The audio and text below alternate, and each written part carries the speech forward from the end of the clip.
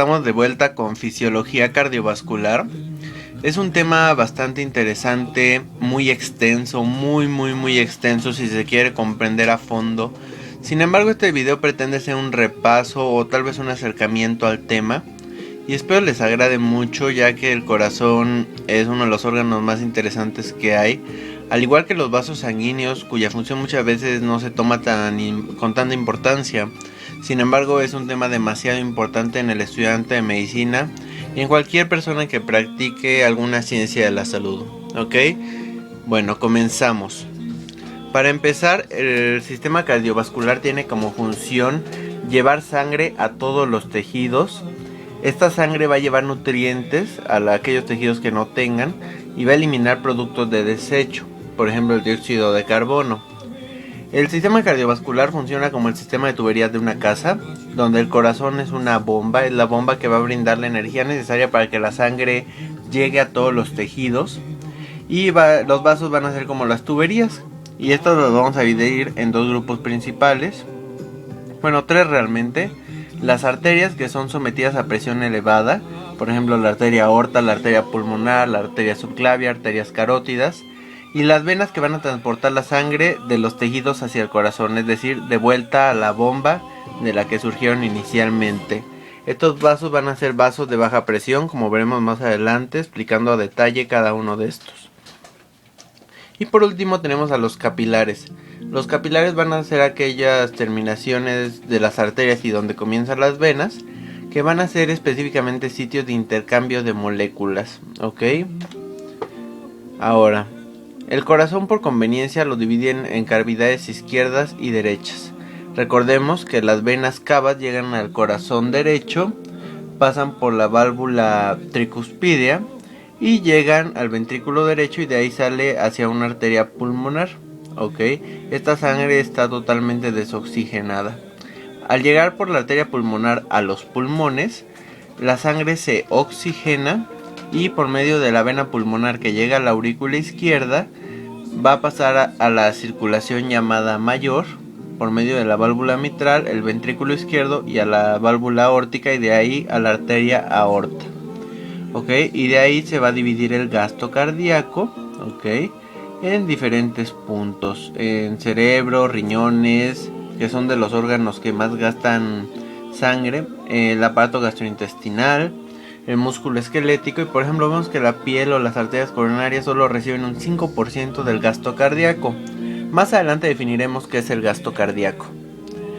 Como conceptos generales tenemos que hablar que hay una circulación sistémica o mayor, que es aquella que va por las arterias y venas que circulan hacia todo el organismo, es decir, salen del ventrículo izquierdo por la aorta y regresan por las venas cavas, y termina entonces la circulación mayor en las aurículas derechas, y de ahí pasan a la circulación menor o pulmonar a partir del ventrículo derecho por medio de la arteria pulmonar hacia los pulmones, que se comprende lo que es la circulación pulmonar o menor, y que termina en la aurícula izquierda, a donde desembocan las 4 venas pulmonares. Ahora, el sistema cardiovascular es un sistema en serie, no es un sistema en paralelo. Vamos a ver que las resistencias sí pueden simularse en paralelo, sin embargo el sistema es en serie. Es decir, la sangre va a pasar de un lado al otro, ¿ok?, de manera continua. Ahora, el gasto cardíaco, como les dije, lo definimos como la cantidad de sangre que sale por unidad de tiempo del corazón. ¿Ok? Un corazón generalmente va a bombear 4 a 5 litros de sangre por minuto. Y eso va a ser el flujo cardíaco. De hecho, el término flujo se utiliza más a nivel periférico y el término gasto al corazón. ¿Ok? En términos generales, el gasto del ventrículo derecho debe ser igual al gasto del ventrículo izquierdo. Ahora, los vasos sanguíneos. Los vasos sanguíneos van a ser conductos en los que se transporta sangre hacia el corazón, hacia y desde los tejidos, ¿ok? Hacia el corazón y desde el corazón. Cuando se modifica su resistencia también se va a alterar el flujo. Ahorita vamos a ver por medio de qué ley. Si se acordarán, se llama la ley de Laplace. En siguiente lo vamos a ver más a fondo para que no quede ninguna duda, ¿ok? Ahora, todo esto integra a la vez un circuito. es decir, la sangre oxigenada llena el ventrículo izquierdo. Esta sangre proviene de las venas pulmonares. Después la sangre del ventrículo izquierdo sale a la aorta. Y el gasto cardíaco, como les dije, se va a dividir principalmente en tres órganos que reciben 25%, que son riñones, músculo y aparato gastrointestinal, seguido del cerebro con un 15%, y órganos como el corazón recibe su propio gasto, solamente el 5%. Ahora, la modificación del gasto cardíaco de cada órgano se va a determinar por la resistencia arteriolar. Recordemos que las arteriolas son los vasos de resistencia, y una modificación en el diámetro de la luz, es decir, por vasoconstricción o vasodilatación, va a cambiar la distribución. Ok, por ejemplo, cuando realizamos ejercicio, pues toda la sangre necesita irse a los músculos. Entonces el aparato gastrointestinal, por ejemplo, no necesita tanta sangre. Ok, por lo tanto no es fácil digerir la comida si realizamos ejercicios después de comer. Entonces las abuelitas tal vez tenían razón de decir que no hiciéramos ejercicio después de comer. Ok. Ahora, como continuando el circuito, el flujo de sangre se acumula en las venas y va a retornar al corazón por medio de las venas cavas superiores e inferiores, y van a llegar a la aurícula derecha del corazón. Ok. La sangre venosa va a llenar el ventrículo derecho y de ahí va a expulsarse a través de la arteria pulmonar, y va a regresar la sangre de los pulmones al corazón por medio de las venas pulmonares a la aurícula izquierda. Ahora, con respecto a la hemodinamia, ¿qué es la hemodinamia? Es el estudio de los principios que gobiernan el flujo sanguíneo en el sistema cardiovascular. En otras palabras, es aplicar las leyes físicas de la hidráulica, que es la rama de la física que estudia los líquidos, aplicadas al organismo, ¿ok? Recordemos que el líquido que viaja por los vasos es la sangre. Entonces la hemodinamia va a ser aquella rama de la cardiología que va a estudiar cómo la sangre va a moverse a través de los vasos, ¿ok? Ahora, vamos a recordar un poquito acerca de la histología de los vasos sanguíneos. Recordemos que el sistema va arteria, arteriola, capilares, vénulas y venas. Las arterias van a ser con pared gruesa y van a tener tejido elástico que va a recibir presiones altas. Va a tener un volumen de sangre que va a estar a tensión por la misma presión ejercida principalmente por la bomba del cuerpo, que recordemos es el corazón. Y la aorta es la arteria de mayor calibre, ¿ok? Ahora, las arteriolas. Las arteriolas van a tener un desarrollo muy importante de músculo liso, ya que van a ser los focos de resistencia, ¿ok? Y siempre están tónicamente activas, es decir, contraídas, excepto cuando sea un estímulo dilatante, ¿ok? Ahora, los capilares. Los capilares van a estar integrados por una monocapa de células endoteliales, y en ellos, como les explicaba, se va a llevar a cabo el intercambio de nutrientes, gases, agua y solutos, ¿ok? Van a transportar tanto sustancias liposolubles como hidrosolubles. Las liposolubles pasan a través de la pared del endotelio, ¿ok? Ya que recordemos que la pared está integrada por muchos fosfolípidos, muchas membranas, y por lo tanto, al ser una molécula no polar y pequeña, es capaz de atravesar la pared sin ningún problema. Y las sustancias hidrosolubles pasan por hendiduras a través de los vasos, que pueden ser, recordemos, capilares fenestrados, sinusoides, ¿ok? Ahora, las vénulas y venas. Las vénulas y venas van a ser con pared fina, ¿ok? Pero una capacitancia elevada. Al rato vamos a definir la capacitancia, pero solamente les adelanto que la capacitancia es como la distensibilidad del vaso, ¿ok? Es decir, las vénulas y venas van a ser vasos de capacitancia, por lo que van a acumular gran cantidad de sangre, pero esta va a ser sin tensión, ¿ok? Aquí vemos una disposición de los vasos sanguíneos en el sistema cardiovascular, nada más para recordar: arteria, arteriola, capilares, que es donde se lleva el intercambio, vénula y venas, ¿ok? Ahora, los vasos que ocupan mayor área son los capilares, y los vasos que ocupan mayor volumen sanguíneo son las venas. Como les decía, son los vasos de capacitancia, ¿ok?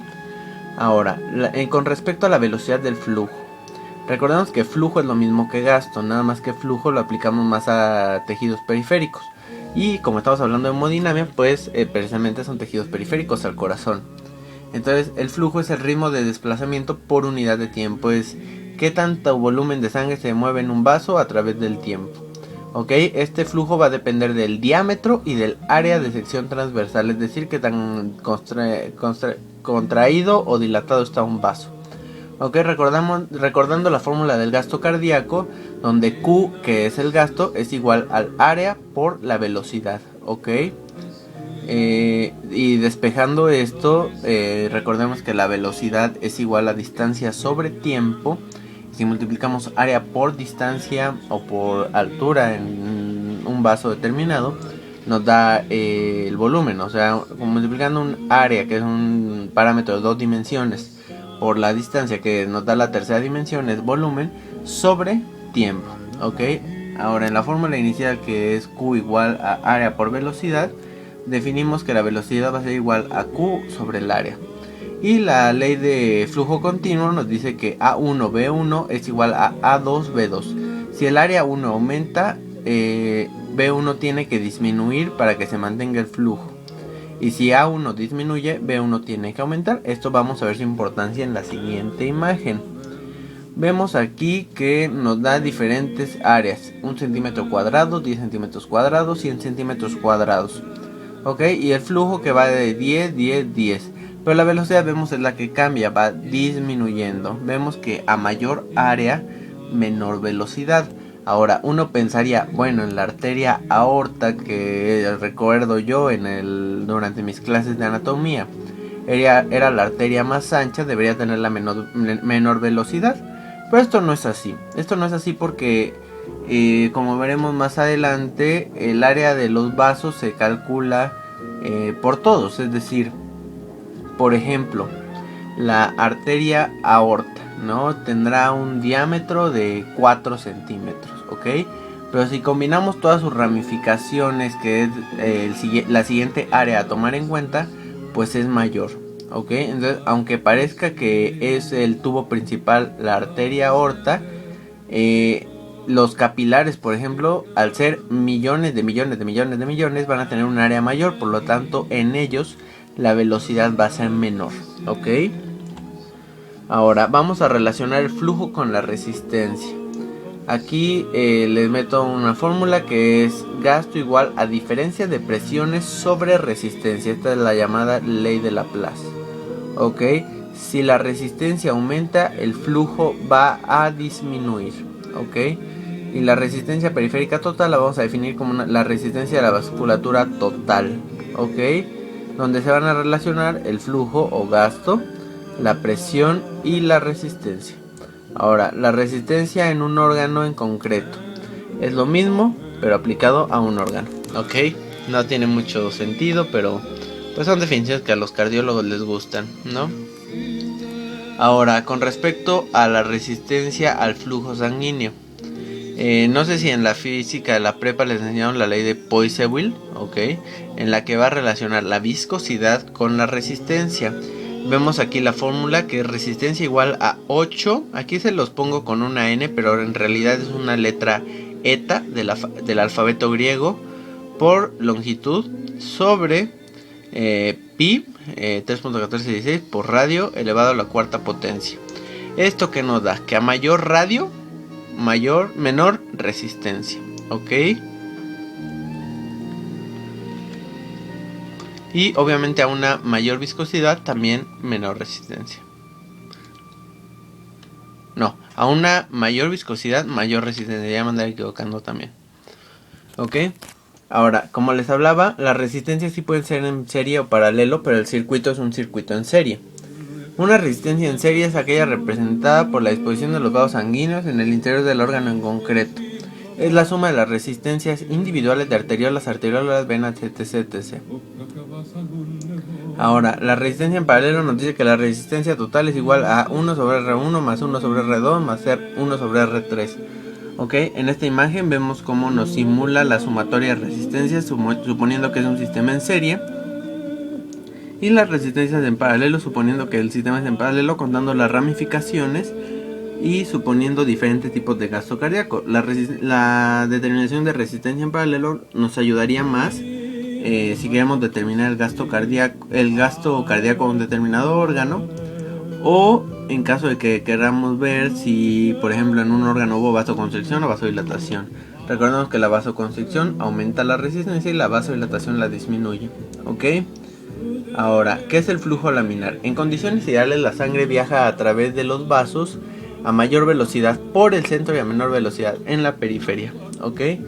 Y esto va a tener cierta importancia, ya que cuando hay problemas, por ejemplo, de hiperviscosidad en un estado de policitemia, por ejemplo, la pared del endotelio se queda con cúmulos de eritrocitos o elementos formes que van a impedir el paso laminar y van a empezar a crear turbulencia, ¿ok? La turbulencia se puede determinar con un número de Reynolds. El número de Reynolds se creó como por conveniencia, aunque la verdad clínicamente no es tan utilizado. La verdad es mucho más utilizado en modelos biológicos, en el cual la densidad por el diámetro por la velocidad sobre la viscosidad nos va a otorgar un número. Si este número es menor de 2000, el flujo es laminar. Si es mayor de 3000, el flujo es turbulento. ¿Ok? Esto es importante que lo sepan porque siempre es pregunta de examen. ¿Ok? Ahora, con respecto a esta imagen, vemos que cerca de la pared la velocidad es casi cero y por el centro la velocidad es máxima, ¿ok? Pero en el flujo turbulento pues todo se va a todas direcciones y se genera una turbulencia que va a ser un factor de riesgo para trombosis, ¿ok? Ahora, con respecto a la distensibilidad de los vasos sanguíneos, la elasticidad o capacitancia describe el volumen de sangre que un vaso puede almacenar en una presión concreta, ¿ok? Siendo la capacitancia igual al volumen sobre la presión. A mayor presión, menor capacitancia, ¿ok? Ahora, aquí vemos una gráfica de las diferentes capacitancias. La vena es la que tiene más, después las arterias y al final una arteria en envejecimiento que es mucho menos capacitante, ¿ok? Por el mismo proceso degenerativo, ¿ok? Ahora, con respecto a las presiones en el sistema cardiovascular, para que la sangre fluya siempre debe existir una diferencia de presión donde P1 sea mayor que P2 si queremos que el flujo sea anterógrado, ¿ok? Ahora, la presión media de la arteria aorta es de 100 milímetros de mercurio y la presión comienza a descender en las arterias pequeñas a 30, en los capilares casi llega a 0 y en la vena cava solamente llega a 4 milímetros de mercurio y en la aurícula derecha 0 a 2 milímetros de mercurio. Aquí vemos la presión media de cada vaso, ¿ok?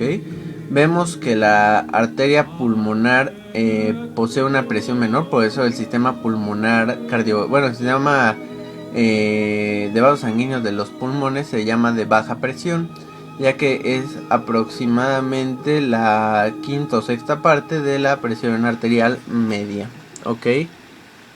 Ahora, aquí vemos cómo disminuye la sangre, la presión en los vasos sanguíneos.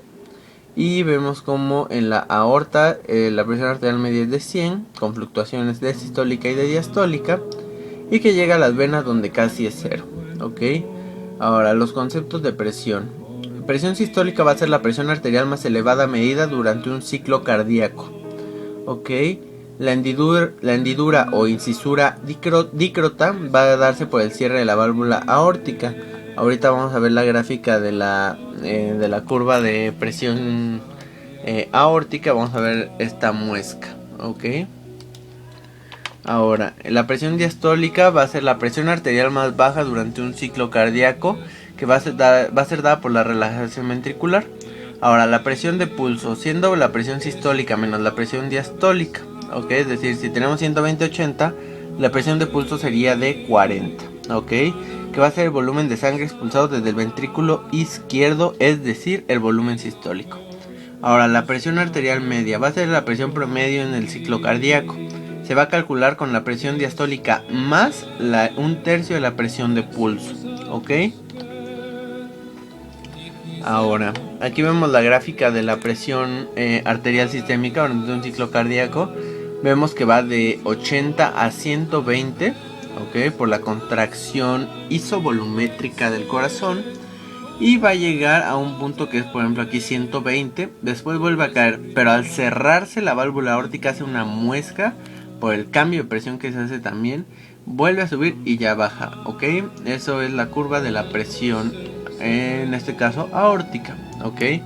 Ahora, la presión venosa. Cuando la sangre llega a las vénulas y las venas, la presión es menor de 10 milímetros de mercurio, ¿ok? La vena cava superior tiene 4 y la aurícula derecha 0 a 2. Ahora, recordemos algo importante, el sistema venoso tiene válvulas que ayudan a la sangre a viajar, ¿ok? Siendo ella a tanta presión, no es fácil que haya una diferencia de presión tan importante que haga mover la sangre hacia arriba. Sin embargo, las válvulas pueden ayudar, por ejemplo, a nivel de las venas de las piernas para subir la sangre, ¿ok?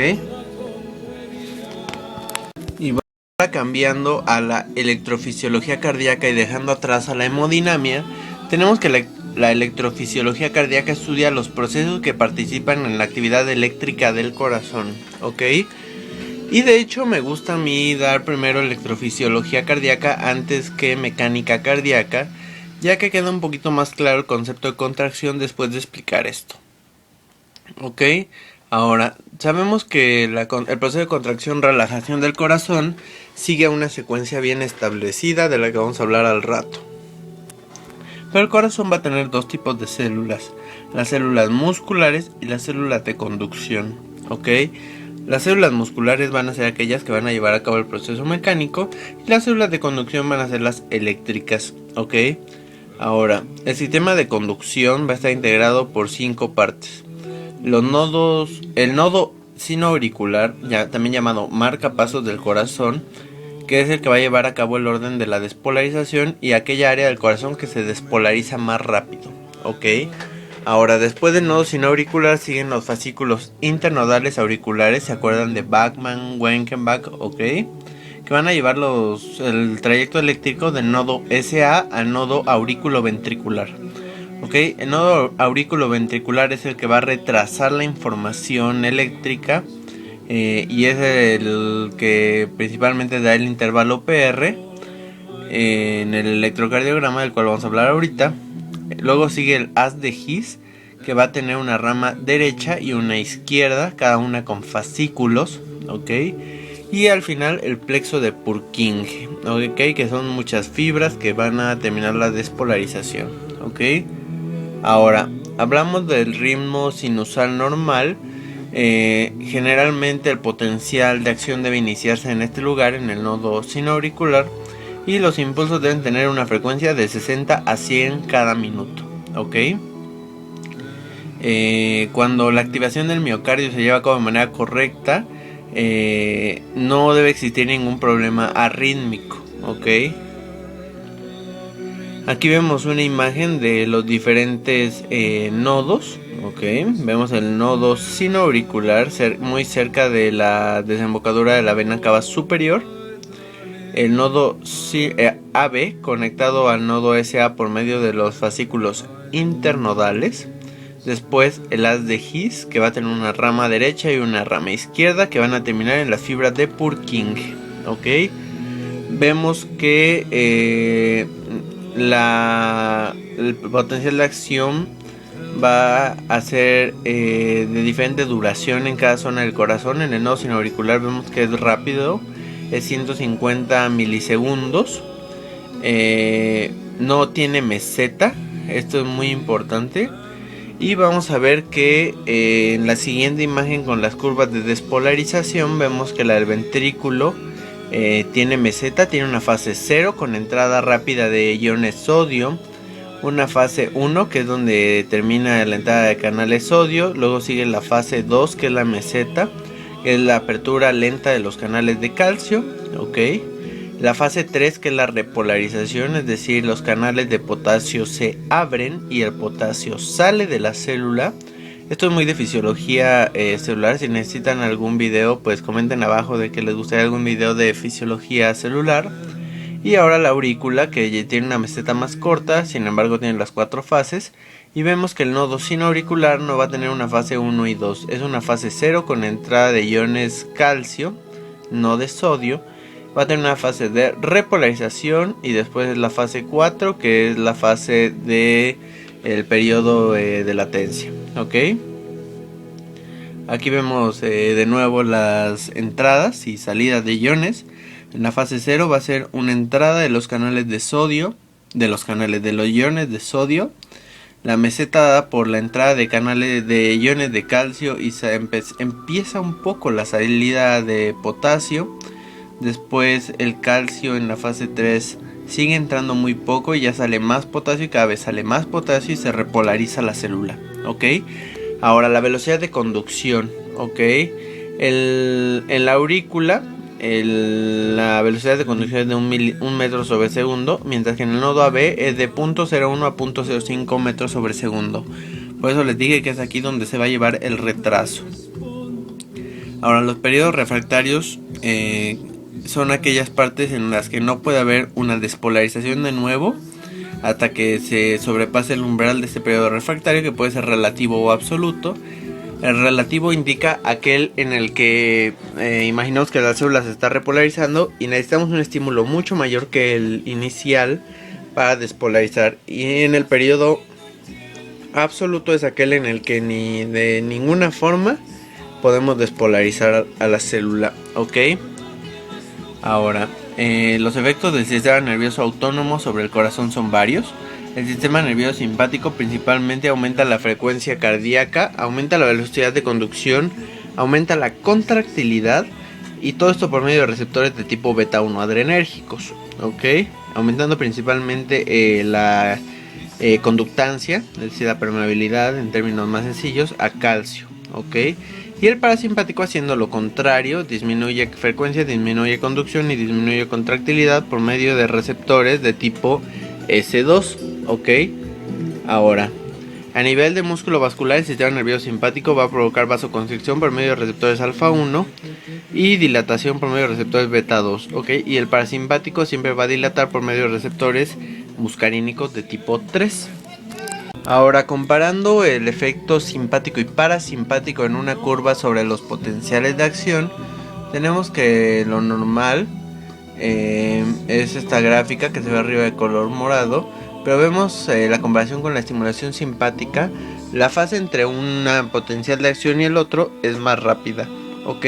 Esto significa que el sistema simpático acorta el tiempo de despolarización, no de despolarización, el tiempo en que ocurren entre cada despolarización, ¿ok? En lugar de que vaya así, va así. La estimulación simpática hace que sea más rápido cada curva de despolarización, ¿ok?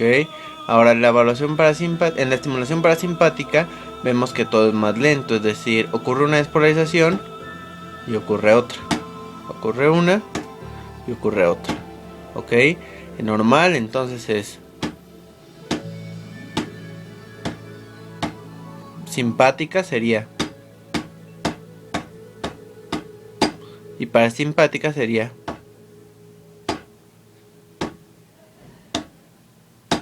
¿Ok? Ahora, el electrocardiograma. El electrocardiograma fue inventado hace aproximadamente unos 100-120 años. ¿Ok? Es un método en el cual se calculan diferencias de potencial muy diminutas en la superficie del cuerpo humano que reflejan la actividad eléctrica del corazón. ¿Ok?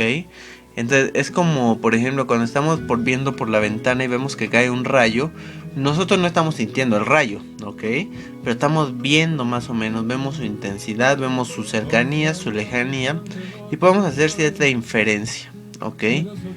Ahora, este cálculo de diferencias fue inventado por un señor llamado Einthoven, ¿ok? El mismo del triángulo de Einthoven, ¿ok? Que se calcula con derivaciones, ok, tanto positivas como negativas. De eso no voy a hablar tanto ahorita, ya que como les dije, este es un video de repaso y no es necesario que ahorita hablemos del triángulo, ok. Tal vez en algún video en el que me centre principalmente a hablar de puro electrocardiograma, en ese momento sí es importante verlo, ok. Ahora, para empezar a hablar acerca de el electrocardiograma, vamos a empezar a hablar sobre las ondas. Las ondas son aquellas diferencias de voltaje que se van a realizar y que las va a detectar el electrocardiograma como una onda P, un complejo QRS y una onda T, ¿ok? El electrocardiograma para su estudio lo podemos dividir en segmentos o intervalos.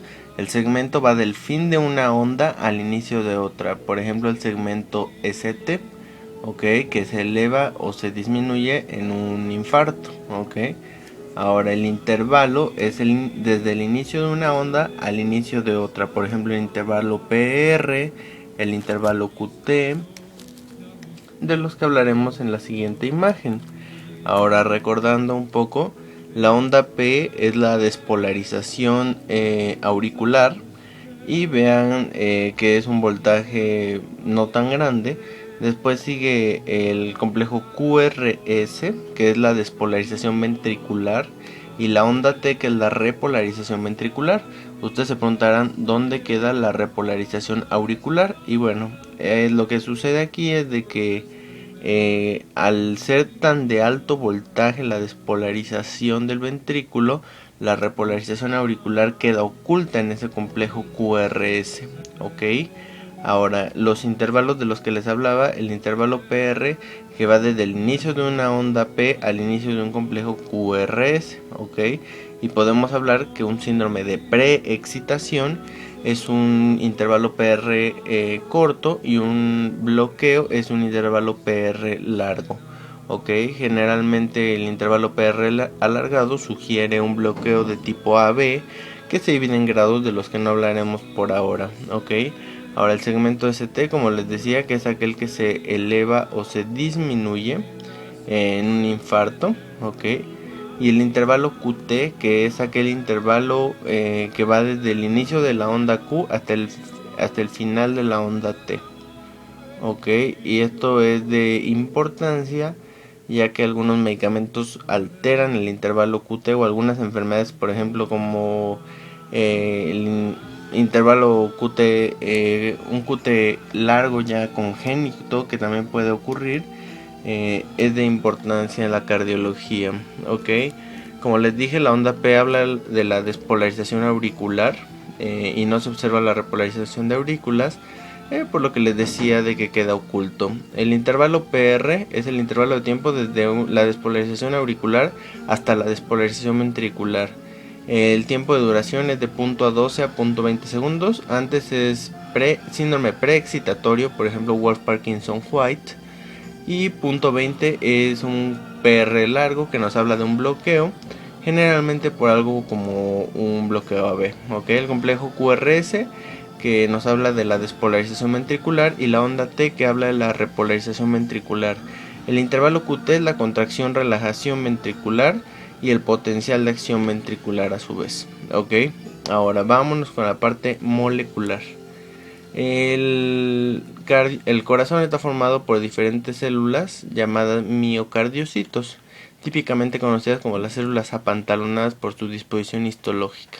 Ok, y a su vez estas células miocárdicas están compuestas por sarcómeras, que es la unidad elemental de contracción muscular, ok, que va de línea Z a línea Z. Ahorita vamos a ver una imagen que corresponde a la línea Z. Está formada por dos tipos de filamentos: filamentos gruesos formados por miosina, y filamentos delgados formados por actina, troponina y tropomiosina. La actina es una proteína globular que es el sitio de unión a miosina. Cuando se dimeriza forma dos hebras enroscadas, así como tipo trenza. ¿Ok? Ahora, la tropomiosina. La tropomiosina también forma los filamentos delgados. ¿Ok? Al igual que la actina, y bloquea el punto de unión a miosina en la actina. ¿Ok? Ahora, la troponina. La troponina es una proteína globular. Está formada por tres partes: la troponina C, que se une a calcio; la troponina I, que es inhibitoria; y la proteína T, que es la que comunica los túbulos, y además tiene interacción con actina. ¿Ok? Ahora, aquí vemos una sarcómera en microscopía. Vemos la banda I, la banda H, la banda A, y abajo vemos la línea Z, que son estas bolitas amarillas. ¿Ok? Los filamentos delgados formados por actina, y los filamentos gruesos formados por miosina, como les indicaba. Ahora, el túbulo T. Los túbulos T son invaginaciones de las células del músculo cardíaco, que ocurren principalmente en las líneas Z. Va a ser un lugar de interacción para las moléculas de calcio, ya que están expuestas a la superficie y van a ser aquellas que transportan el potencial de acción al interior de las células. Como les dije, forman diadas, a diferencia del músculo estriado normal que forma tríadas, ¿ok? Ahora, estas diadas formadas por retículos sarcoplásmicos funcionan como recepción y almacenamiento de calcio, como ya les mencionaba. Ahora, el proceso de acoplamiento, excitación, contracción en las células miocárdicas. Ok, el paso 1 es el potencial de acción cardíaco. El paso 2 es la entrada de calcio en la célula durante la fase de meseta. El paso 3 es liberación de calcio desde el retículo sarcoplásmico inducido por calcio. El 4, unión del calcio a la troponina C. El paso 5 es un ciclo de enlaces cruzados, ¿ok? El paso 5 es seguido de la tensión muscular, ¿ok? Y llega el momento en el que hay una fatiga y se reacumula calcio en el retículo sarcoplásmico y ocurre una relajación, ¿ok? Ahora aquí vemos un poquito más a fondo cómo ocurre el proceso. Una despolarización membranal por el potencial de acción, en la fase inicial del potencial de acción, abre los canales tipo L de calcio.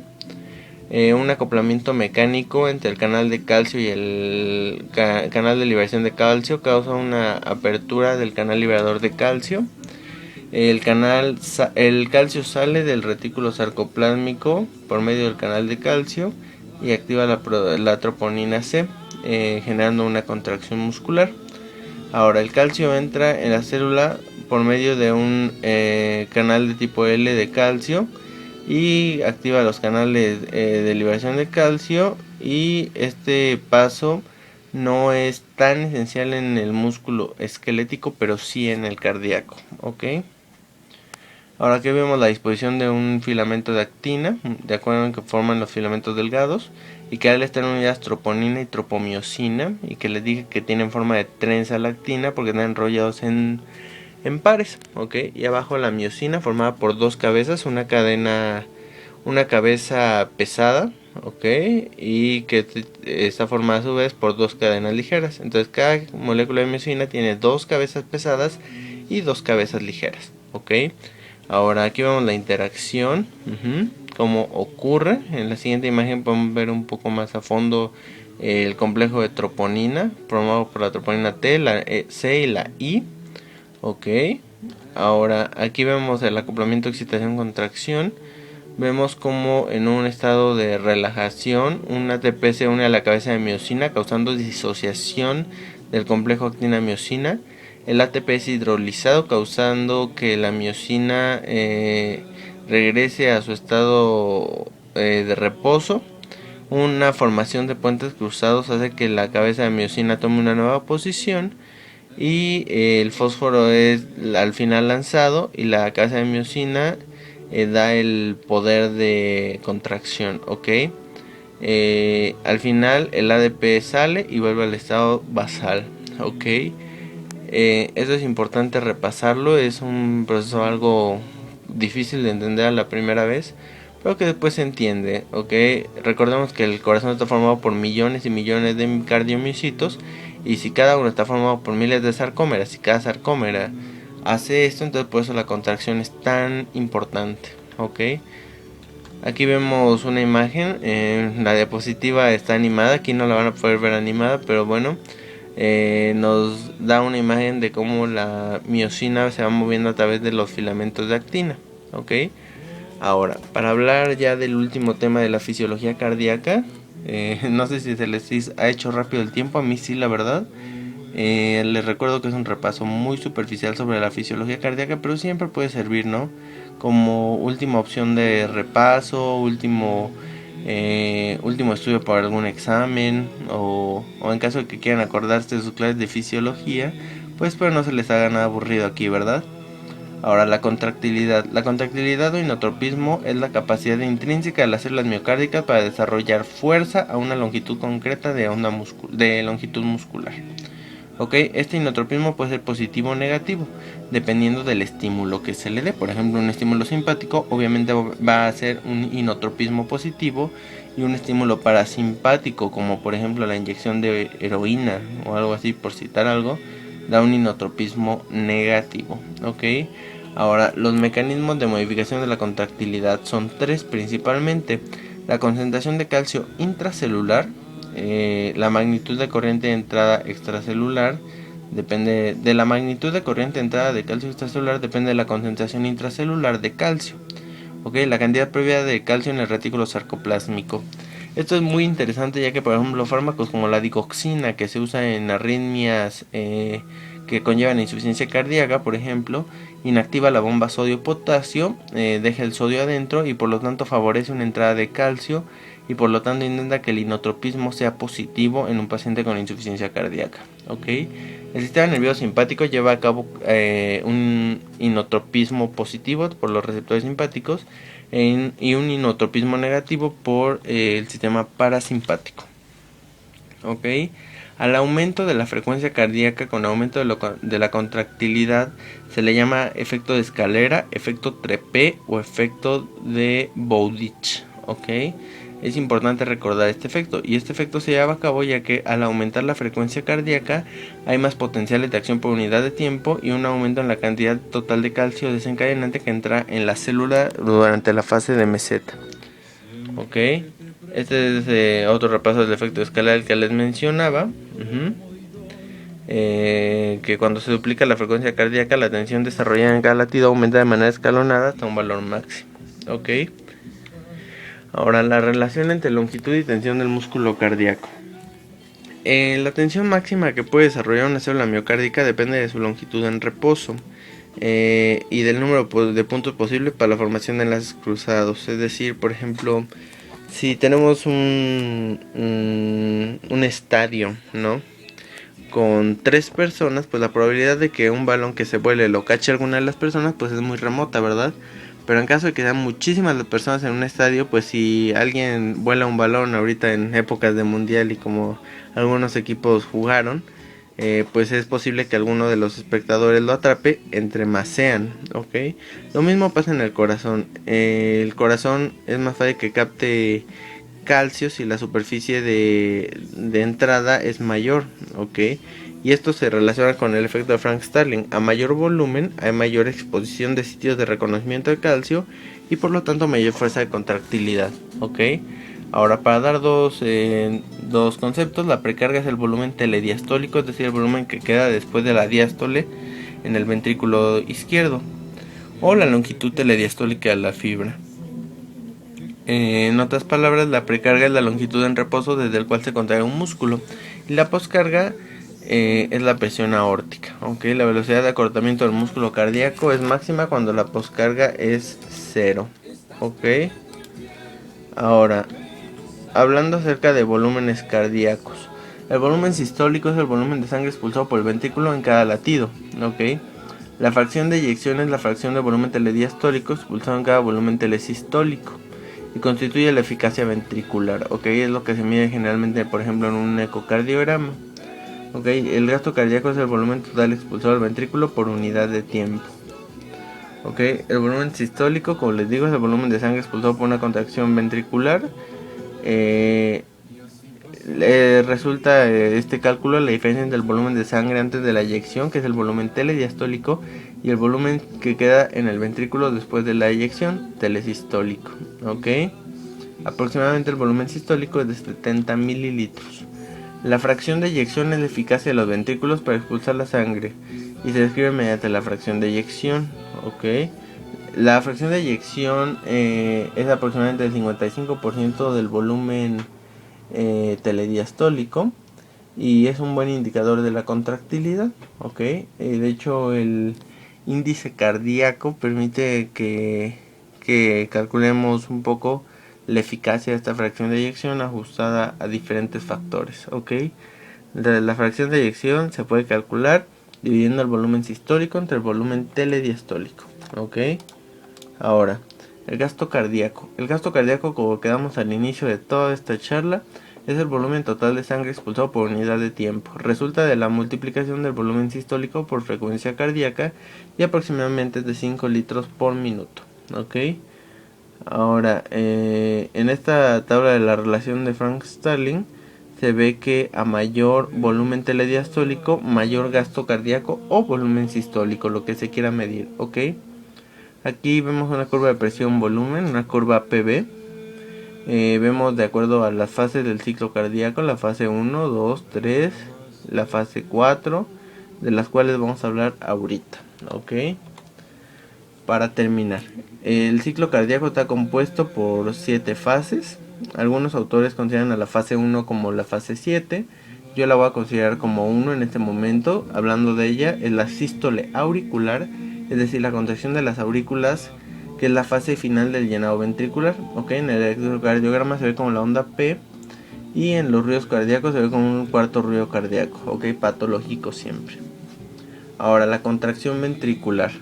La contracción ventricular, algunos autores también la consideran fase 1, y a la sístole auricular, como les mencionaba, fase 7. Pero bueno, aquí lo vamos a considerar fase 2, ¿ok? Es la contracción de los ventrículos, es un aumento en la presión ventricular, y el volumen ventricular, recordemos, permanece constante, ¿ok? Pero a diferente presión. Y en el electrocardiograma forma el complejo QRS, ¿ok? Ahora, la fase 3 y 4 corresponden a la eyección ventricular. La fase 3 es la fase rápida y la fase 4 la eyección ventricular lenta, ¿ok? La fase 3 o fase de eyección ventricular rápida es en la cual los ventrículos se contraen, la presión ventricular aumenta y alcanza su pico y los ventrículos expulsan sangre, ¿ok? La fase 4, los ventrículos expulsan sangre pero a un ritmo más lento. Ok, ahora la fase 5 es la relajación ventricular isovolumétrica, en la cual los ventrículos se relajan después del pico de presión que tuvieron, la presión ventricular disminuye, el volumen ventricular se mantiene constante. Ok, ahora el llenado ventricular rápido y el llenado ventricular lento. Ok, el llenado ventricular rápido, los ventrículos se relajan, los ventrículos se llenan pasivamente con sangre y el volumen ventricular por lo tanto aumenta. Ok, y en la disminución del llenado ventricular o diástasis, la fase final del llenado ventricular con un llenado ventricular más lento, ¿ok? Y bueno, eso es todo por ahora, espero les haya servido el video. Les recuerdo que es un repaso, no se confíen para un examen solamente con este video, pero bueno, espero les haya ayudado un poco. Les mando un gran abrazo y nos estamos viendo.